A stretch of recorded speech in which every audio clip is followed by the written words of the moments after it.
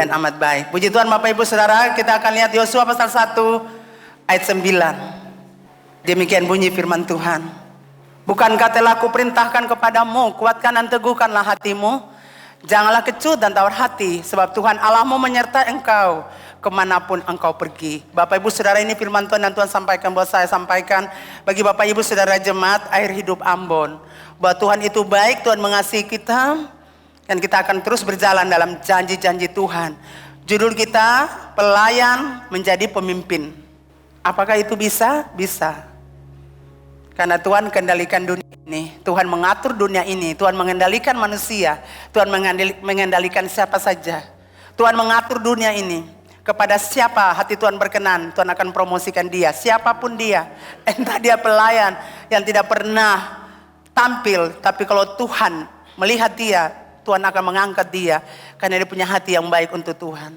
Bapak Ibu Saudara yang dikasihi Tuhan, setelah menempuh 40 tahun perjalanan, sampailah bangsa Israel di Sungai Yordan. Di tepi Sungai Yordan, bangsa Israel ada di situ.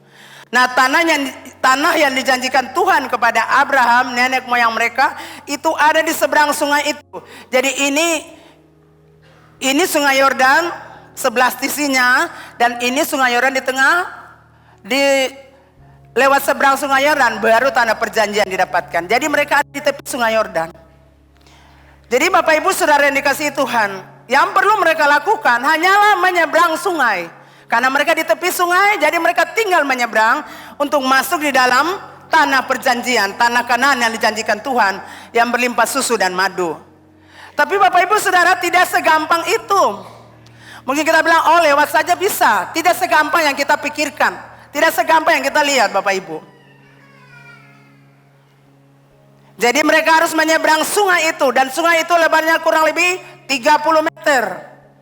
Tapi tidak segampang itu. Ada persoalan-persoalan besar yang mereka harus hadapi Bapak Ibu. Umat Israel harus menghadapi persoalan-persoalan besar. Jadi jangan berpikir umat Tuhan, bangsa pilihan Tuhan tidak punya masalah. Tidak. Mereka punya masalah. Jadi kalau Bapak Ibu bilang, saya sudah bertobat, sudah lama, sudah jadi anak Tuhan. Jangan jangan berpikir bahwa Anda tidak punya masalah. Semua orang punya masalah. Tidak ada yang tidak. Siapapun kita, hamba Tuhan sekalipun, gembala seperti saya pun, semua akan mengalami masalah dalam hidup. Nah, persoalan-persoalan besar yang mereka harus hadapi. Yang pertama, Musa pemimpin mereka, pemimpin yang besar itu telah meninggal. Yang kedua Bapak Ibu, tanah yang mereka akan datangi itu yang dijanjikan Tuhan bukan tanah kosong, bukan tanah yang tidak berpenghuni. Semua tanah itu berpenghuni. Tidak kosong, sudah ada kota-kota di situ. Dan salah satu kota yang dikelilingi tembok tebal adalah Jericho. Bisa bayangkan, ini mau seberang Sungai Yordan aja sudah susah. Belum lagi tembok Jericho yang mereka akan hadapi. Kemudian Bapak Ibu Saudara, penduduk asli orang-orang Yeriko bukanlah orang-orang kerdil, bukanlah orang-orang yang tidak mengenal perang. Mereka adalah orang-orang gagah perkasa yang ahli berperang. Itu masalahnya di situ Bapak Ibu. Tanah perjanjian sudah di depan mata, berkat sudah ada di depan mata, tapi kita harus berperang dulu. Umat Israel harus berperang dulu untuk mendapatkan janji Tuhan. Jadi Bapak Ibu Saudara, kita jangan dengan janji Tuhan, tapi janji Tuhan itu langsung tidak kita dapati. Kita harus berperang untuk mendapatkan janji itu. Kita tidak duduk ongkang kaki lalu janji tergenapi, janji Tuhan tergenapi. Nah Bapak Ibu, untuk menggantikan Musa, Allah juga memilih Yosua, yaitu pelayan Musa yang telah melayani Musa sejak masa mudanya. Jadi mata Tuhan tertuju melihat seorang laki-laki yang luar biasa. Siapa pengganti Musa? Mata Tuhan tertuju dan Tuhan memilih Yosua. Kita selalu berbicara tentang pilihan, mulai dari Maria, kemudian kita berbicara juga tentang itu gembala-gembala di padang. Kaum yang terbuang, yang tidak diperhitungkan, Tuhan pilih. Yosua juga saudara, Tuhan pilih dia. Dia mengikuti Tuhan dengan segenap hatinya. Ia juga telah menunjukkan pengabdiannya sebagai seorang pelayan yang baik kepada Musa sebagai pemimpinnya. Saudara yang kekasih dalam Tuhan, tidak ada orang lihat Yosua punya pengorbanan, tapi Tuhan di surga lihat Yosua punya pengorbanan sebagai seorang pelayan yang baik. Firman Tuhan mencatat di dalam Keluaran 17 ayat 9, 10, 13. Kita dapat di sana Musa berkata kepada Yosua, pilihlah orang-orang bagi kita, lalu keluarlah berperang melawan orang Amalek. Besok aku akan berdiri di puncak bukit itu dengan memegang tongkat Allah di tanganku. Lalu Yosua melakukan, saudara dengar? Yosua pelayan ini melakukan seperti yang dikatakan Musa kepadanya dan berperang melawan orang Amalek. Tetapi Musa, Harun dan Hur telah naik ke puncak bukit. Kemudian ayat 13, demikianlah Yosua mengalahkan Amalek dan rakyatnya dengan mata pedang. Saudara, ketika kita taat kepada pemimpin, kita akan melihat kemenangan terjadi. Setiap kali Anda menentang pemimpin, setiap kali Anda memberontak, tidak mau turuti, Anda tidak akan melihat kemenangan dalam hidupmu. Musa menyuruh Yosua, firman Allah berkata, Yosua melakukan seperti, tidak kurang, tidak lebih, seperti. Jadi kalau Anda mau jadi pemimpin, dengar saudara, sekalipun Anda pelayan, pemimpin bilang apa, bikin akan ikut itu. Jangan Anda kurangi atau Anda tidak buat. Atau Anda buat tapi sebagian. Seperti yang pemimpin bilang, bikin akan sudah ikut itu. Jangan Anda tidak bikin seperti gitu. Karena Tuhan di surga lihat, Tuhan mau cari siapa mau dipromosikan ini. Keluaran 24 ayat 13, firman Tuhan berkata, lalu bangunlah Musa dengan Yosua abdinya. Maka naiklah Musa ke atas gunung Allah itu. Bapak Ibu Saudara, Yosua sebagai pelayan korbankan waktunya untuk mendampingi pemimpinnya Musa ke gunung Sinai atau ke gunung Allah. Dia tidak membiarkan pemimpinnya pergi sendiri, tapi dia mendampinginya, dia menemaninya. Bahkan firman Allah berkata, Musa berapa hari lamanya di atas gunung Sinai, ada gunung Allah, Yosua tinggal menunggu. Itu seorang pelayan yang baik. Amin. Pelayan begitu.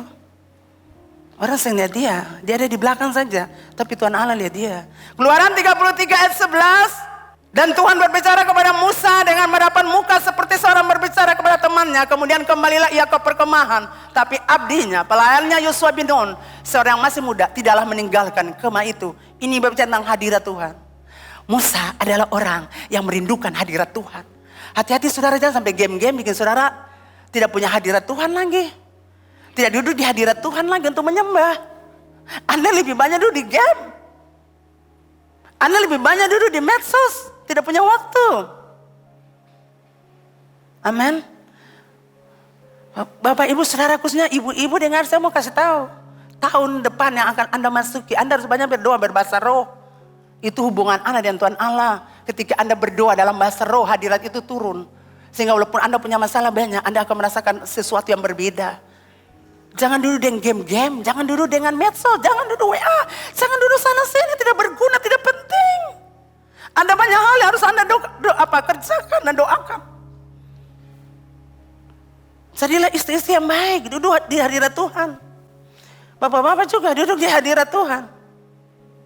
Pemimpinnya sudah pergi, sudah berbicara dengan Tuhan, tapi dia ada di situ. Dia menghormati pemimpinnya dan dia menghormati Tuhan. Dia rindu hadirat Tuhan.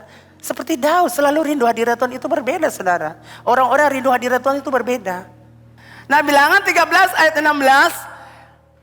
Itulah nama orang-orang yang disuruh Musa untuk mengintai negeri itu. Dan Musa menamai Hosea bin Nun, itu Yosua. Jadi Yosua adalah salah satu pemimpin yang mengintai tanah Kanaan. Bilangan 14 ayat 6 sampai 7. Tetapi Yosua bin Nun dan Kaleb bin Yefune yang termasuk orang-orang yang telah mengintai negeri itu mengoyakkan pakaiannya. Dan berkata kepada segenap umat Israel, negeri yang kami lalui untuk diintai itu luar biasa baiknya. Sudah bayangkan 12 pengintai pergi, 10 datang bilang, aduh Musa, aduh kota itu temboknya tinggi, mereka itu seperti raksasa, kita ini belalang. Satu kali mereka makan kita habis, telan kita habis. Firman Allah berkata, lalu menangislah bangsa itu semalam-malaman.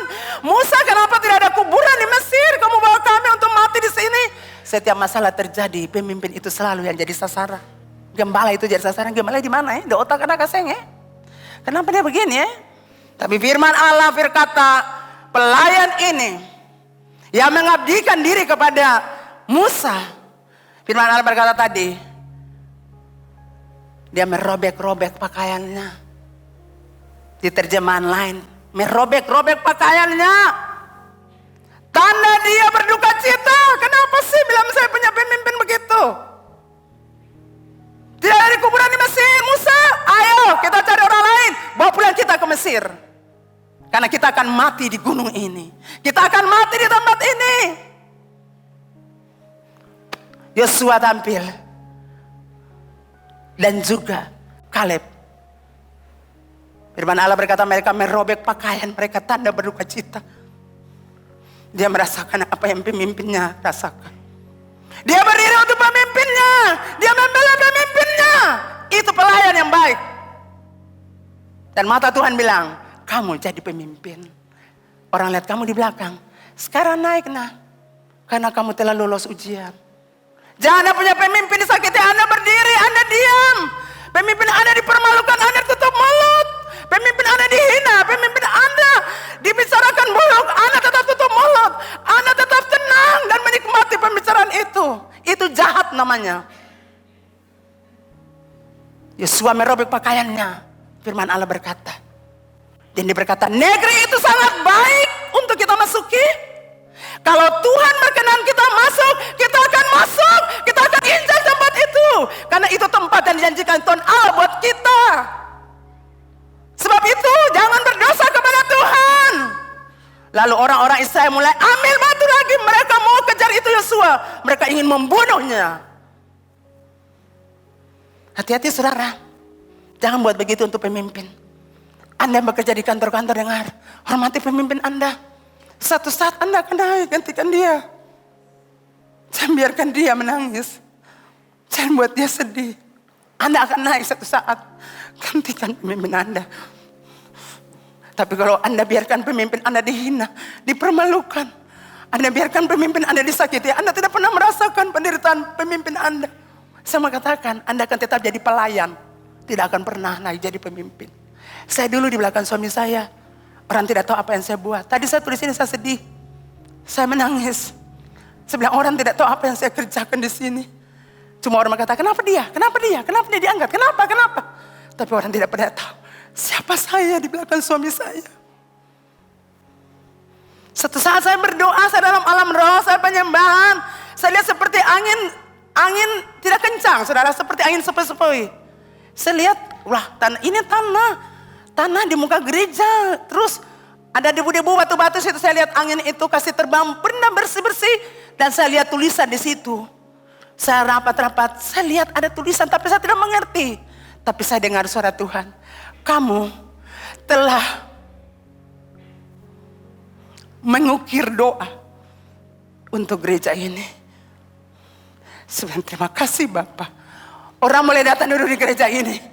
Tapi orang tidak pernah tahu siapa yang berdiri berdoa untuk gereja ini. Ketika semua orang tinggalkan saya, termasuk suami saya. Jangan mak, karena sinode tidak kasih izin kita bangun gereja. Tapi saya tetap berdiri dan bersafaat. Dan Tuhan bilang itu namamu terukir.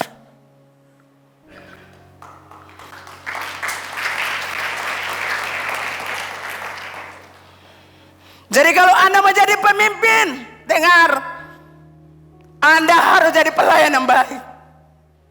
Saya melayani suami saya dengan tulus. Saya mencintai, mengasihinya, menopangnya. Terus bersafaat baginya. Dan melayani domba-domba jemaat Tuhan Air Hidup Ambon. Mulai dari gereja ini ada sampai saat ini. Amin Bapak Ibu. Firman Allah berkata menjadi pemimpin harus jadi pelayan. Amin. Luka 22 ayat 26. Anda mau jadi pemimpin? Jadi pelayan dulu. Jangan Anda mulai di atas, nanti jatuhnya sakit. Banyak orang mau jadi pemimpin, tapi tidak mau jadi pelayan. Anda jadi pelayan di kantor-kantor di mana Anda beraktivitas di sana. Dukung pemimpin Anda, jangan demo dia. Jangan bicara buruk tentang dia. Anda harus dukung dia. Ingat satu saat, Anda akan naik dan orang akan buat itu seperti Anda. Buat untuk pemimpin Anda. Jadi bertobat malam ini. Siapapun Anda yang ada di tempat ini, di kantor mana Anda bekerja, perusahaan mana Anda bekerja, di tempat mana Anda bekerja. Kalau ada orang di atas, hormati mereka, sayangi mereka. Jangan biarkan orang-orang untuk menyakiti mereka. Yosua berkata, firman Tuhan berkata, mereka robek-robek pakaian mereka, tanda mereka berduka cita. Dan bukan cuma berduka, tapi mereka berdiri untuk membelah pemimpin mereka. Mengapa seorang pelayan seperti Musa? Mengapa seorang pelayan seperti Yosua dipilih Allah untuk menjadi pemimpin? Mungkin kita berkata seperti itu. Apakah tidak banyak orang di Israel pemimpin-pemimpin hebat? Kan kita tahu 12 orang pergi intai, berarti ada pemimpin-pemimpin yang lain yang lebih baik daripada Yosua. Tapi kenapa pilihan Allah jatuh untuk Yosua, seorang pelayan? Saudara dengar, pertama saya catat, karena Yosua terlatih untuk menjadi seorang pelayan yang baik. Yosua telah terlatih menjadi seorang pelayan yang baik. Yang kedua, dia dipilih karena dia seorang yang memiliki kerendahan hati. Dibilang apa saya pemimpin, dia terima. Orang sombong itu kalau dibilang sesuatu dia bisa terima. Tapi kalau orang rendah hati dia mau terima dan mau berubah. Yang ketiga, fokus kepada orang yang dia layani. Yosua fokus kepada Musa sebagai orang yang dia layani dan bukan fokus untuk dirinya. Itu seorang pelayan. Anda harus fokus untuk orang yang Anda layani dan bukan fokus untuk diri Anda. Jadi kalau pemimpin mau marah Anda, pemimpin mau apa Anda tetap terima. Karena fokus Anda bukan diri, tapi orang itu. Buatlah pemimpinmu senang. Buatlah pemimpinmu itu merasa bahagia ada dengan Anda. Amin. Nah Bapak Ibu Saudara, kepemimpinan di mata Tuhan berhubungan dengan pelayanan. Katakan pelayanan. Seorang tidak mungkin memimpin dengan baik jika tidak memiliki jiwa pengabdian yang tinggi. Pemimpin yang belum pernah merasakan kondisi di bawah akan sulit untuk berempati kepada orang-orang yang ada di bawahnya. Di bawah itu hanya orang-orang yang susah, orang menderita. Kalau Anda belum pernah rasakan itu, Anda tidak bisa jadi pemimpin. Betul Bapak Ibu? Anda akan merasakan orang di bawah dulu, menyayangi mereka dulu, berempati bagi mereka dulu, baru Anda naik jadi pemimpin. Kalau itu belum ada, tidak akan pernah Anda jadi pemimpin. Jadi Bapak Ibu yang kekasih dalam Tuhan, jangan bilang masalah-masalah yang Bapak Ibu alami. Yang Bapak Ibu alami setiap saat, yang beta dengar itu dari anak-anak muda, anak-anak remaja muda, sampai yang sekarang ini, beta pernah lewati akang. Tentang uang sekolah anak-anak beta alami akang. Jangan bilang mama saya rasakan, beta rasa saudara. 2 anak kuliah tidak gampang Bapak Ibu Saudara. Dengan gaji sebagai allowance yang kami dapatkan tidak mungkin. Karena anak saya berhasil karena Tuhan Allah. Kalau dari berkat yang kami dapat di gereja tidak mungkin, itu supranatural. Saya mau kasih les anak-anak saya bahasa Inggris yang Rp1.000 saja, tidak bisa, itu penyesalan saya. Saya tidak bisa kasih les mereka. Dan saya bilang saya minta maaf untuk anak saya. Karena waktu itu kita tidak punya uang. Itu hamba Tuhan saudara. Jadi jangan bilang, ibu beta kepala sakit, beta punya anak remaja, masa puber, masa akil balik, masa cari jati diri. Beta soal alamiah kan ibu-ibu. Dan kepala sakit. Tapi beta pun lutut ini yang kuat pada berdoa. Tak henti-hentinya beta berdoa. Masalah pelayanan worship leader sini, jangan tanya itu. Beta lagi hamil dari hamil 1 bulan sampai 5 bulan, beta masih worship leader di gereja. Tapi karena semua 6 bulan, poro semua besar, stop. 3 minggu saya sudah pergi di Wayari sana untuk anak suami saya pelayanan. 3 minggu Wayari, naik Vespa. 3 minggu saudara, belum 40 hari. Hujan panas dapat di jalan-jalan, dan beta punya anak 2, biasa saja. Masalah rumah tangga jangan bilang lagi. Bisa lewat akan semua. Cari tanah untuk bangun rumah, jangan bilang akan. Bangun rumah, jangan bilang akan lagi. Bisnis-bisnis usaha, jangan bilang saudara. Beta sudah lewati akan. Beta sampai mulu lala kalau berdoa, beta punya suami punya bisnis. Lala, balik bahasa roh. Sekarang kan baru anda bahasa roh, dah dulu beta bahasa roh sampai stop, sampai lala, sampai stop. Sampai Tuhan deh, kenapa boleh olah ya? Gitu. Itu dari sampai lelah, sampai stop lelah. Hati mau sakit tapi balik ingat nanti Tuhan marah beta. Boleh minta ampun kembali leper Tuhan. Jadi kalau anda bilang anda usaha macet-macet, jangan tanya itu, beta tanya akang. Beta tahu akang semua. Jadi memang Tuhan proses beta perasa akang semua dulu, baru beta ajar saudara. Jangan bilang tinggal yang orang anak muda, sansara dan tinggal yang orang. Beta tinggal, beta kakak, beta diproses habis-habisan. Beta punya ipar itu jadi saksi. Tapi dia peluk beta dan dia minta ampun. Itu orang yang luar biasa. Jadi jangan tanya itu anak muda lapar, tahan lapar. Jangan bilang akal beta tahan lapar sampai beta sakit-sakit. Itu jangan bilang itu saudara. Pulang jam 12 yang ada makanan tidur lapar. Besok pagi puasa tuh kamu puasa kan memang masih ada apa-apa. Jadi tahan lapar. Jadi jangan bilang itu lapar beta. Sempung uang, aduh Tuhan saudara jangan bilang akan berbeda lagi anak-anak muda. Tapi beta pun kaki ini kuat berjalan pergi ibadah. Berjalan saja. Gedung wanita pulang. Sampai di OSM sana, di Pastor Edi Perumah tuh balik lagi. Pergi mana-mana berjalan paling kuat. Bukan berjalan per loling-loling, bukan. Mayari-mayari, bukan. Berjalan karena memang pelayanan yang berjalan, saudara. Jadi kalau saudara datang di muka pihak mama saya, jangan bilang akang, saudara boleh bilang beta tahu bahwa saudara itu ada susah. Dan beta tahu beta harus bikin apa buat saudara. Jadi saudara jangan bilang hal begitu per beta sudah lewati akang. Iya Bapak Ibu diberkati. Ya, tenang saja, aku belum waktu. Musa mengalami 40 tahun kesendiriannya menggembalakan kambing domba. Yosua juga mengalami 40 tahun menjadi pelayan Musa. Pemimpin yang berjiwa pelayan, pemimpin yang memiliki jiwa pengabdian yang tinggi, itulah Joshua. Nah Bapak Ibu Saudara dikasih Tuhan, pemimpin yang hatinya terpaut kepada Tuhan, tidak menyimpan ke kanan atau ke kiri. Ketaatan pada perintah Tuhan menjadi kunci keberhasilan dan kemenangan bagi bangsa Israel di bawah kepemimpinan Yosua. Untuk menjadi pemimpinan sukses tahun 2023. Pertama Bapak Ibu Saudara tahukah bahwa tahun 2023 banyak orang akan jadi pemimpin?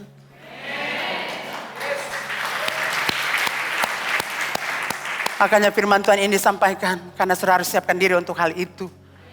Saudara tahu saya waktu berdoa, saya bilang Tuhan saya ingin sampaikan firman Tuhan ini. Tapi saya buka begini Tuhan tidak ngomong apa-apa. Saya bilang kalau sudah begini stop. Saya bilang ya Tuhan apakah yang harus saya sampaikan? Sampaikan waktu James kasih yang dari Singapura. Sampaikan untuk kamu itu. Yosua 1 ayat 9. Sampaikan itu bagi mereka. Saya bilang Tuhan Yesus terima kasih. Berarti dari gereja ini ada orang-orang yang akan naik di atas. Naik jabatan, naik level. Menjadi pengusaha-pengusaha yang Tuhan promosikan. Tapi Tuhan bilang, beta kasih tahu dulu. Karena mau masuk ke sana ini tidak gampang. Yang jelas akan jadi pemimpin. Tetapi kasih tahu dong. Yang pertama untuk saudara jadi pemimpin nanti 2023. Kuasai hati Anda. Katakan kuasai hati. Kuasai hati. Nah Bapak Ibu Saudara firman Allah berkata kuatkan dan teguhkanlah hatimu.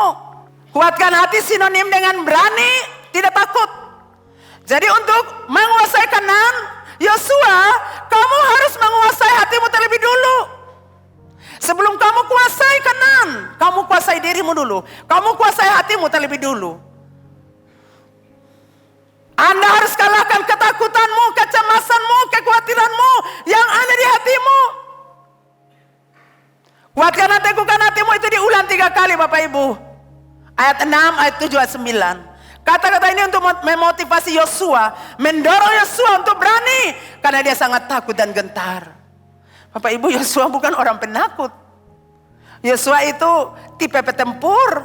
Dia tipe berperang. Dia tegas dan disiplin. Tadi menghadapi Amalek dia itu pemimpin di depan.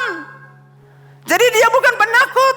Cuma Bapak Ibu selama ini dia hanya ada di belakang Musa. Dia hanya orang kedua. Jadi ketika ada masalah Musa sebagai pemimpin yang menghadapinya. Nah sekarang dia menjadi pemimpin bangsa Israel. Ya Tuhan ini Musa saja jadi pemimpin orang Israel menggerutu. Orang Israel bersungut-sungut. Orang Israel berontak kepada Tuhan. Berontak kepada Musa. Lalu apakah mereka akan berontak juga untukku?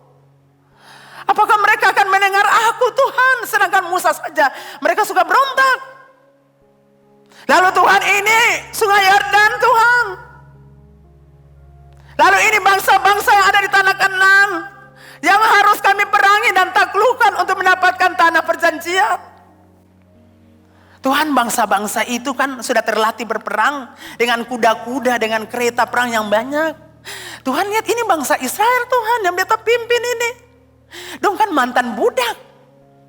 Dong bukan mantan tentara. Dong bukan mantan brimob.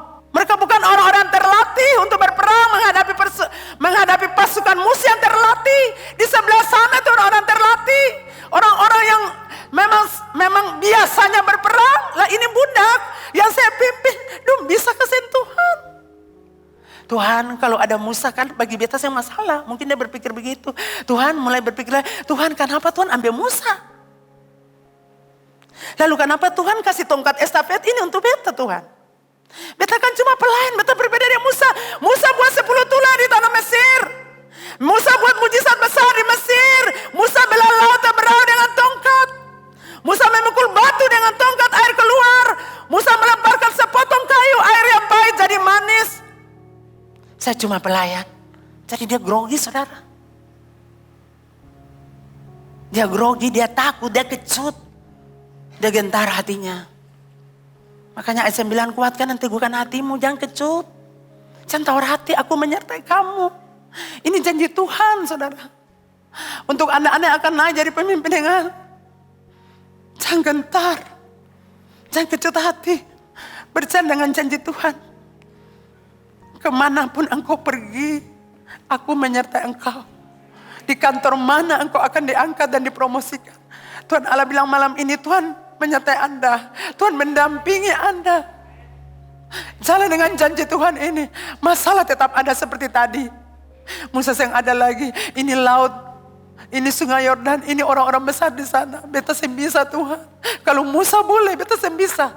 Tapi Tuhan bilang, saya bisa. Jadi untuk anda katakan, beta bisa. Beta bisa. Beta bisa. Amin. Engkau harus memiliki mental baja. Tidak takut, tapi berani. Tidak mudah menyerah, tidak patah semangat.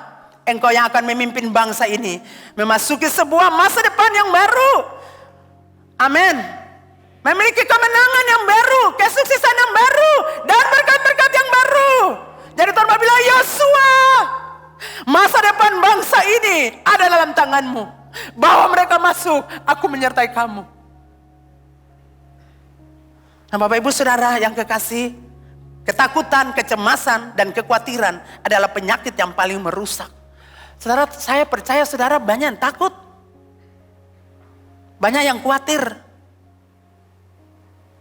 Dan banyak yang cemas. Makanya Tuhan kasih firman Tuhan ini. Ingat, kalau kau takut, cemas, khawatir, itu penyakit yang merusak. Ribuan orang sakit karena kekhawatiran yang berkelebihan. Sesuatu yang belum terjadi kita pikirkan. Nanti 23, beta pun anak bagaimana kuliah, bagaimana pekerjaan, bagaimana. Nanti kalau begini bagaimana. Padahal itu belum ada, belum terjadi. Kau sudah pikirkan akang. Makanya orang sakit banyak. Sebuah majalah menulis kalau anda ingin hidup lebih lama, maka tetaplah tenang. Amin. Pergi ke gereja dan jangan khawatir. Itu sudah. Tenang saja. Bahkan Dr.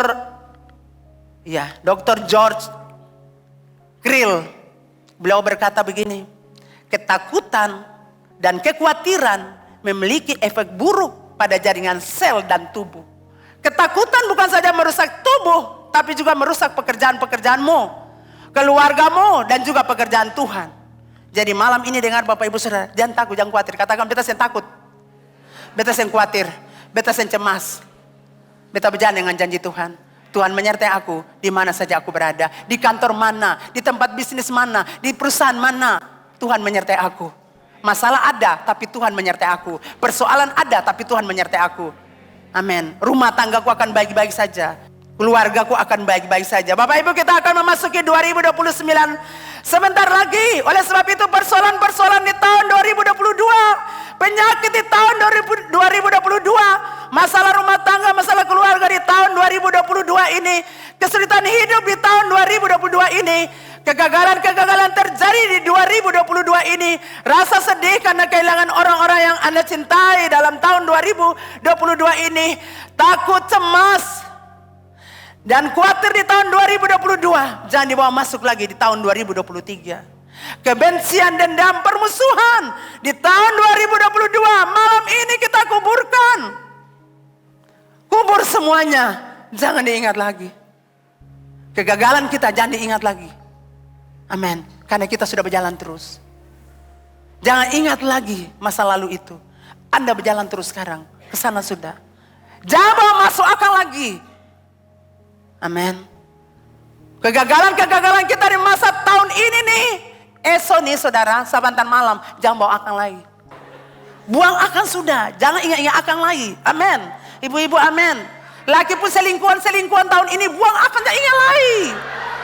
Jangan 2023 masuk masih bilang lagi, dulu saya selingkuh deh ini. Stop sudah Bapak Ibu, Anda berputar-putar di situ. Amin. Anda sudah putus pacar, biarkan dia pergi.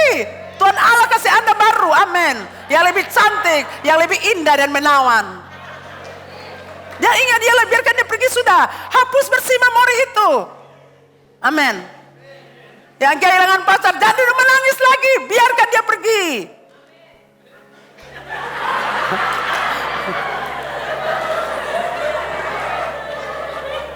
Kasih kubur akan semua peringatan. Ngapain sih saudara?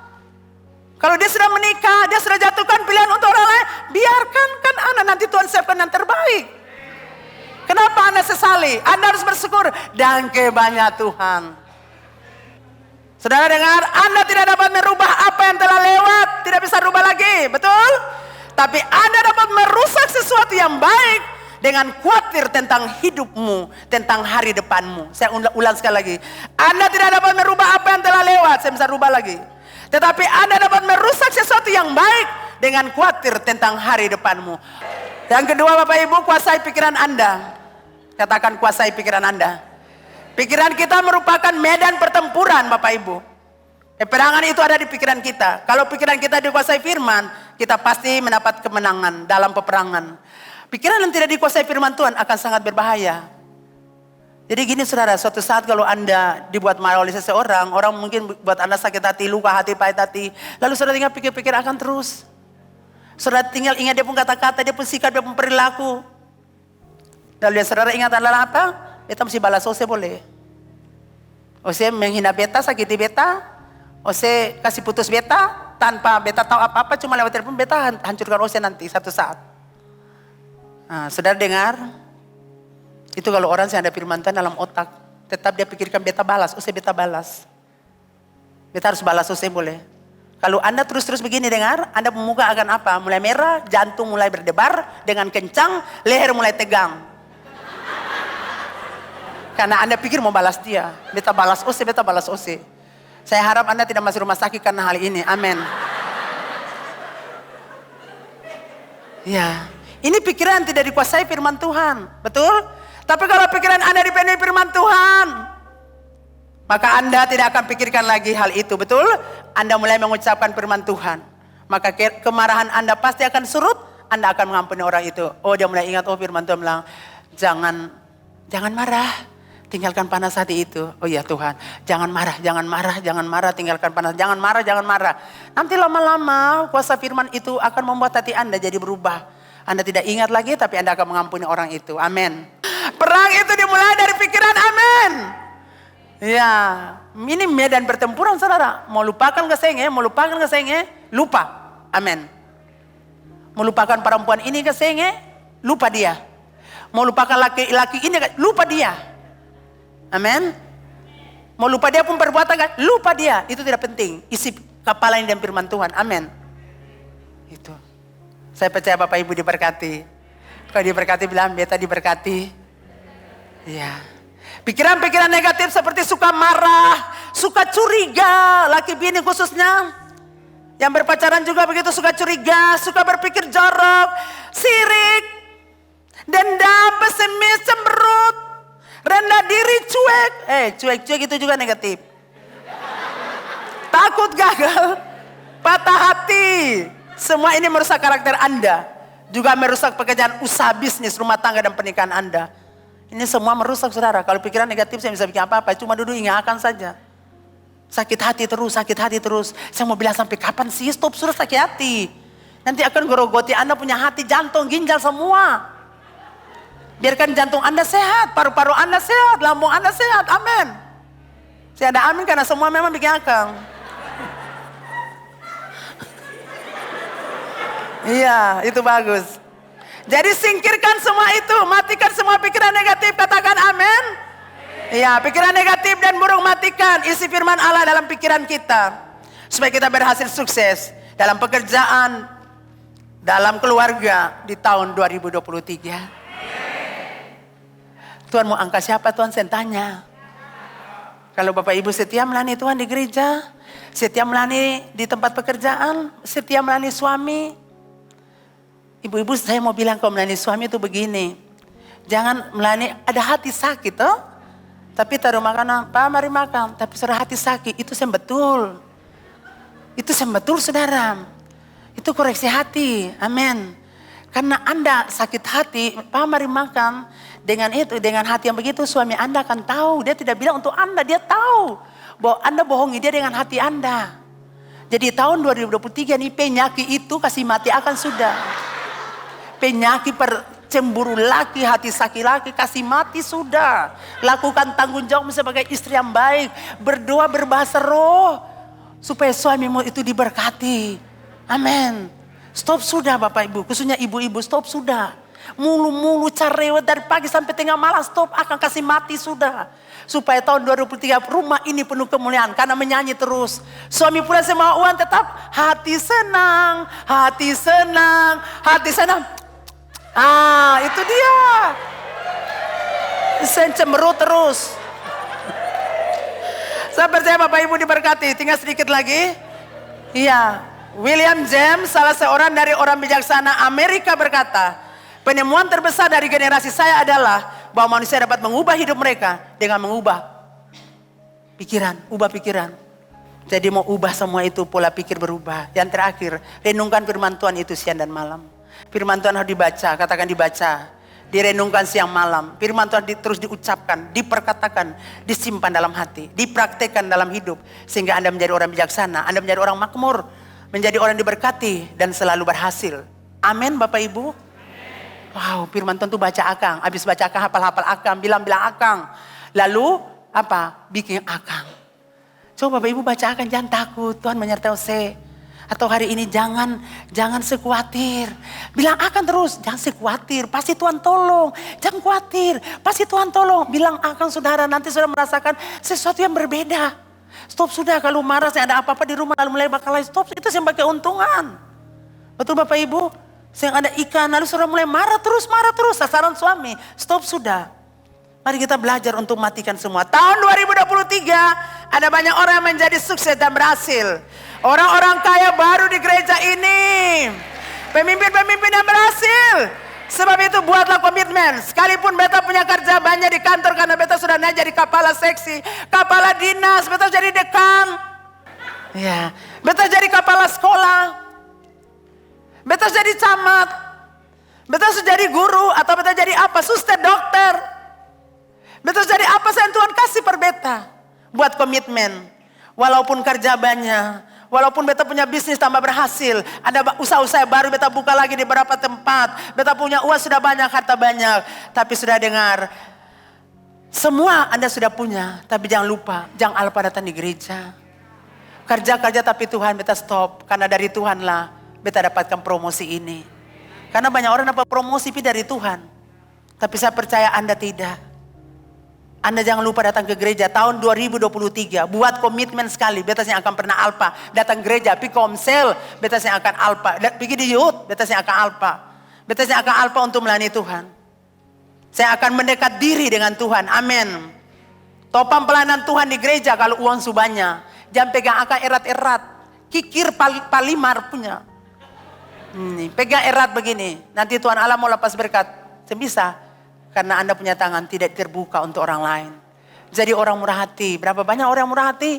Jangan tunggu uang banyak baru beri. Murah hatilah, berilah. Amin. Ya, saya akan mendekatkan diri dengan Tuhan. Kalau mau, Bapak Ibu Saudara dengar baik-baik. Kalau mau tahun 2023 Anda sukses dan berhasil. Yang tadi kita sudah bilang 3 hal itu. 2 hal itu. Hati harus kuat. Lalu apa lagi? Pikiran, kuasai pikiran, kuasai hati. Dan yang terakhir tadi, renungkan firman Tuhan itu siang dan malam. Banyak orang akan jadi orang besar di sini. Orang yang berhasil dan sukses. Tapi jangan lupa Tuhan. Jangan lupa gereja ini. Jangan pergi dari gereja ini. Karena disinilah Anda diberkati. Disinilah Anda berjumpa Tuhan. Kalau mau tuai uang di tahun 2023, saya percaya semua orang mau uang, amin. Berapa banyak orang yang mau uang? Wah, mau oleh angka lebih tinggi ya. Ini jabatan baru setunggu nih. Mana lagi yang mau? Kok di atas saya angkat tangan? Berapa orang yang mau diberkati tahun 2023 punya uang yang banyak? Puji Tuhan, Anda akan dapatkan sesuai iman Anda. Turunkan tangan. Kalau mau tuai uang yang banyak 2023, Anda harus menabur uang. Amin. Amin. Ya, Galatia 6 ayat 7, apa yang ditabur orang, itu juga yang akan dituai. Amin. Anda tabur kebaikan, Anda tuai kebaikan. Anda tabur kejahatan, saatnya akan tiba, Anda akan tuai kejahatan. Anda tabur uang, Anda akan tuai kelimpahan uang. Katakan amin. Ya, Amsal 11 ayat 25, siapa banyak memberi berkat, dia akan menuai banyak berkat. Bapak Ibu mau tabur, kasih yang terbaik. Amin.